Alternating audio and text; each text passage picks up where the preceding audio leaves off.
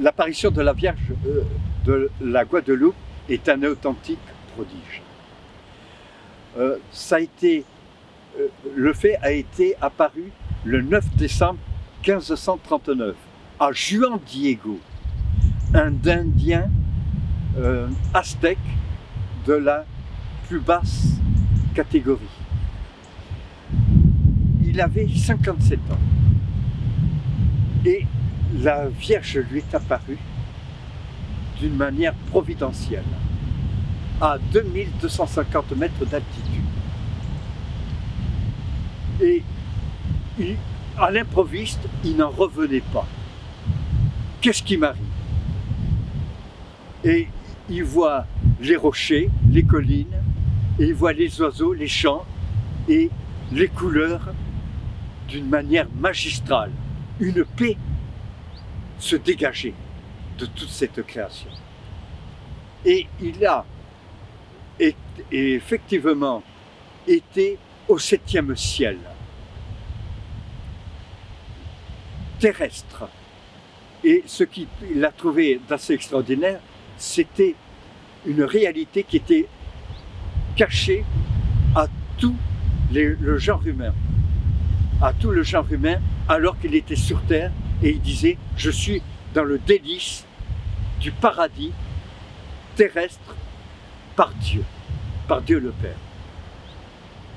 Alors évidemment, il y a eu des grands spécialistes qui ont examiné cette apparition. Et cette apparition, c'était la Vierge qui lui était apparue, des belles fleurs, lui-même, et des couleurs chatoyantes qu'aucun pinceau humain ne peut établir. Et il y a eu des grands savants qui se sont penchés sur ce mystère.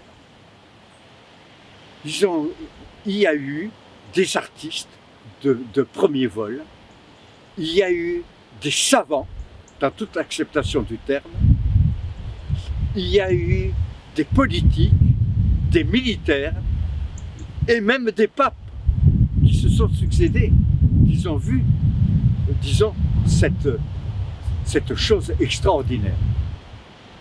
Et malgré ceci, il y a eu un attentat à l'explosif.